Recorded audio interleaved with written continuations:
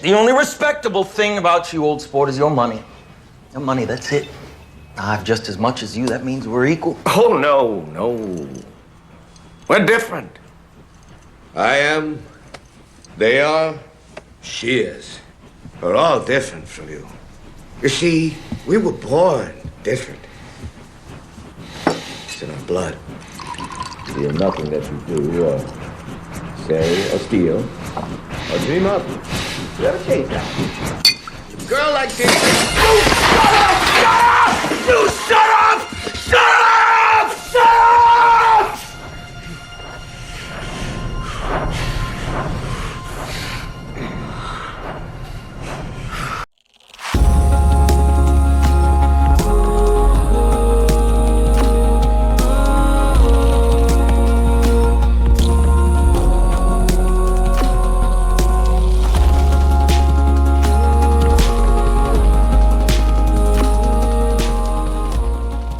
What's up, everybody, and welcome back to the Movie Buffer, and tonight we're going to be discussing The Great Gatsby. This is a review and a little bit of an analysis from book to movie. When the gods want to punish you, they answer our prayers, by Oscar Wilde. Very fitting for this particular story. Let's first discuss the novel. The Great Gatsby is a 1925 novel by American writer F. Scott Fitzgerald, set in the Jazz Age on Long Island near New York City. The novel depicts first-person narrator Nick Carraway's interactions with mysterious millionaire Jay Gatsby and Gatsby's obsession to reunite with his former lover Daisy Buchanan. I will say that this is one of the most beautiful pieces of prose I have ever read. You have to understand that my favorite author is Stephen King, card-carrying, constant reader. I'm attracted to the darkness, you see. I listen to this on Audible, where I now read most of my novels and nonfiction. It's an excellent time saver for me, but I still love my physical books, so when I love the Audible version, I then in turn order it and add it to my actual library. With this novel, I did love the narrator. Anthony Heald was able to change his voice to the different characters, which was excellent. The main voice of the narrator, Nick, transported you back to that time and space because this book is more about an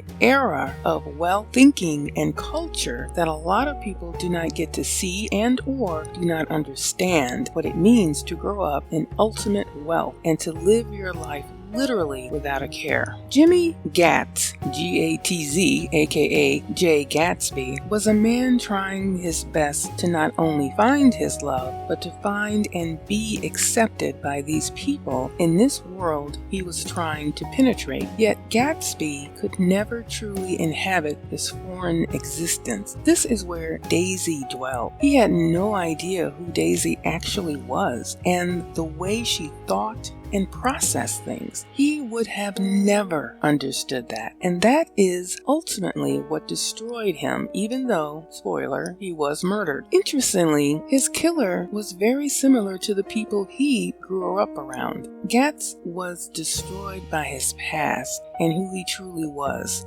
Therefore, it was poetic that Wilson, the lowly garage owner, shot him out of a misunderstanding, because that's really what this story is about. A misunderstanding of culture and love and delusions of what love is. Gatsby tried his best to make that daydream an actuality, but he could not do it. As always, reality always finds you. This is a brilliant novel. I adored this book. I loved the prose. The words of Fitzgerald, lovely, and if you really want to dive into the suffering of the heart and darkness of who Jimmy Gatz was, then you really have to read the novel. I highly recommend it. And it's not that long. It won't take you forever to read it either. It's not that long of a novel, which is interesting when they try to turn it into movies. They do have to use a lot of filler, and the filler that they use is trying to get you to understand the era that it comes from, which I think works. This is a character-driven piece.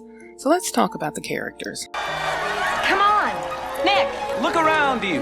Rich girls don't marry poor boys. She's mine. Your face is familiar. Weren't you in the 3rd Division during the war? Oh, yes, the 9th Battalion. I was in the 7th. Excuse me, I knew you looked familiar. Having a good time, old sport? Oh, the whole thing's incredible. I live just next door. He sent me an actual invitation. Seems I'm the only one. I still haven't met Mr. Gatsby. No one's met him. They say he's third cousin to the Kaiser and second cousin to the devil. I'm afraid I haven't been a very good host, old sport. You see, I'm Gatsby.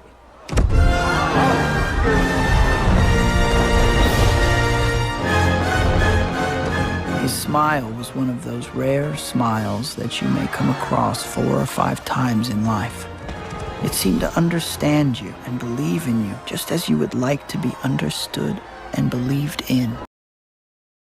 Nick Carraway, played by Tobey Maguire in 2013 and Samuel Waterston in 1974. He's a Yale University alumnus from the Midwest, a World War I veteran, and a newly arrived resident of West Egg, aka Long Island, New York. He's age 29 who serves as the first-person narrator. He is Gatsby's neighbor, the one who sees Gatsby for who he is. In my opinion, Nick loved him, maybe even a bit romantically. Nick is easygoing and optimistic, yet through his observations of Gatsby, he realizes that Nick's own world of carelessness is also an illusion. In the end, he is disgusted by the world and the people that he grew up around, specifically Daisy. Reality has a way of screwing up a happy life. Ignorance is actually bliss.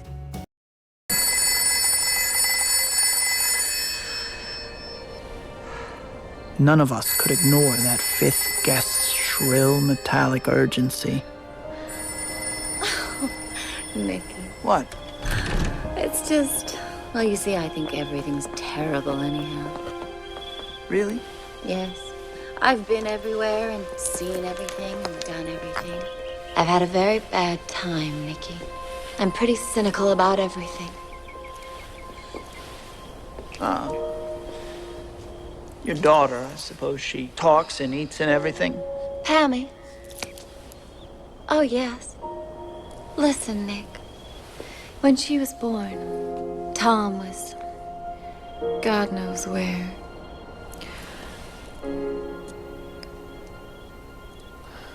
With God knows who. And I asked the nurse if it was a boy or a girl. And she said it was a girl. And I wept. I'm glad it's a girl. And I hope she'll be a fool. That's the best thing a girl in this world can be. A beautiful little fool. Jay Gatsby, originally James Jimmy Gatz, a young, mysterious millionaire with shady business connections, aka he was a bootlegger. He was originally from North Dakota during World War I when he was a young military officer stationed at the U.S. Army Camp Taylor in Louisville, Kentucky. Gatsby encountered the love of his life, the debutante, Daisy Buchanan. According to Fitzgerald's wife, Zelda, he partly based Gatsby on their enigmatic Long Island neighbor, Max Gerlach. A military veteran, Gerlach became a self-made millionaire due to his bootlegging endeavors and was fond of using the phrase "old sport" in his letters to Fitzgerald. Warning: if you meet a writer, you inevitably will end up in their work, like it or not. There it is. Daisy Buchanan, a shallow, self-absorbed, young debutante socialite from Louisville, Kentucky, identified as a flapper. She is Nick's second cousin, once removed, and the wife of Tom Buchanan. Before marrying Tom, Daisy had a romantic relationship with Gatsby. Her choice between Gatsby and Tom is one of the novel's central conflicts. Fitzgerald's first love and lifelong obsession with Minerva King inspired the character of Daisy. They fell in love when they were teens, puppy love, not real. Fitzgerald commented later that he wanted to keep her in a perfect dream in his mind, not real, always beautiful. Minerva never really thought of their love as real either, just a casual encounter that never really materialized. Perhaps that's why he wrote Gatsby as trying desperately to make his relationship with Daisy Daisy real? Fitzgerald played out in Gatsby the what if we did give it a try, and what would have happened. Perhaps he felt that if he had tried to make Ginevra real, he would have destroyed him, just like Gatsby. Tom Buchanan, Daisy's husband, a millionaire who lives in East Egg. Tom is an imposing man of muscular build with a gruff voice and contemptuous demeanor. He was a football star at Yale with an obvious air of superiority over anyone who did not grow up in his kind of wealth. Tom has certain parallels with William Bill Mitchell, the Chicago businessman who married Ginevra King. Tom and Mitchell were both Chicagoans with an interest in polo. Also, like Ginevra's father, Charles King, whom Fitzgerald resented, Tom is an imperious Yale man and polo player from Lake Forest, Illinois. Myrtle and George Wilson. George was a mechanic and owner of a garage. He is disliked both by his wife, Myrtle Wilson, and of course by Tom Buchanan, who describes him as a man so dumb he doesn't know he's alive. Myrtle, George's wife, and Tom Buchanan's mistress. Myrtle, who possesses a fierce vitality, is desperate to find refuge from her disappointing marriage and a world of simplistic poverty. One could say that The Great Gatsby is an autobiography of Fitzgerald himself. But I have always said, if you want to know the inner workings of an author, just read their novels. It's all in there. All of their secrets are laid out for you to see, bare and raw. Oh, and did I mention I'm an author? You want to check out my books, go to Amazon.com and search Crystal Hickerson. Thank you for the shameless plug. The movies. Well, I have watched the movie with Robert Redford and Mia Farrow in 1974, directed by Jack Clayton, and the one with Leo DiCaprio and Carey Mulligan in 2013, directed by Baz Luhrmann. There have been 8 screen depictions of The Great Gatsby, 4 big screen and 4 TV small screen plus a Broadway show, all coming at it from different angles but still keeping true to the base story. My favorite are the ones I saw, I guess, of course. The 1974 version was more subdued, and it highlighted George Wilson's life and his state of mind more intimately, I felt. I was more emphatic towards George in this movie. In the 2013 version, which I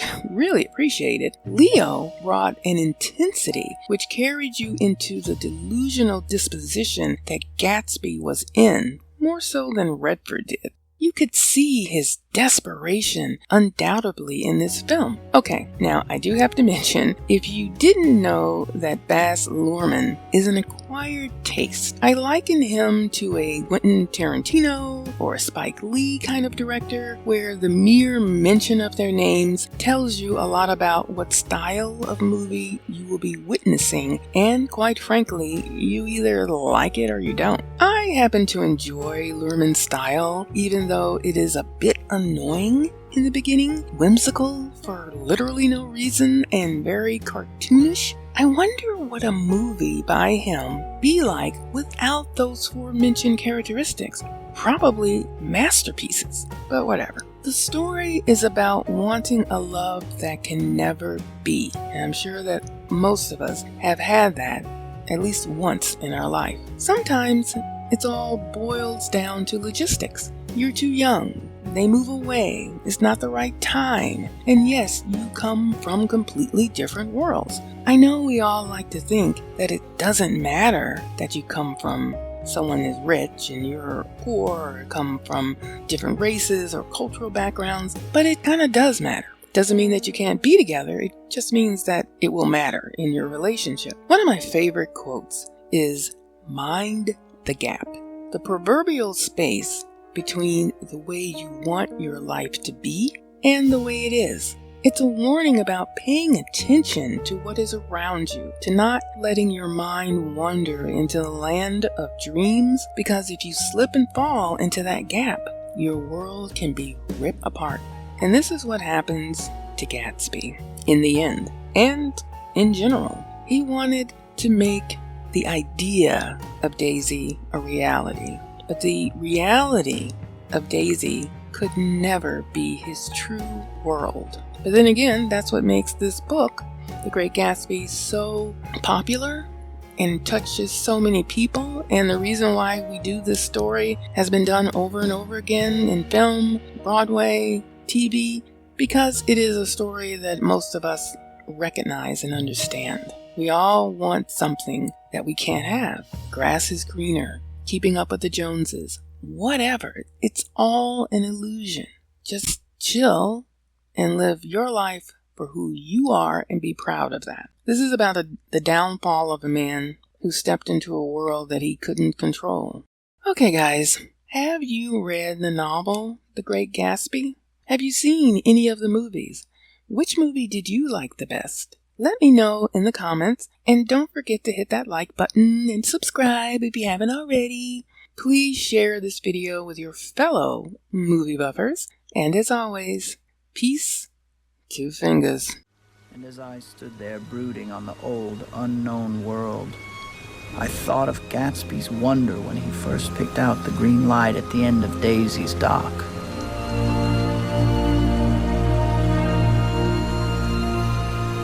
He had come such a long way, and his dream must have seemed so close that he could hardly fail to grasp it.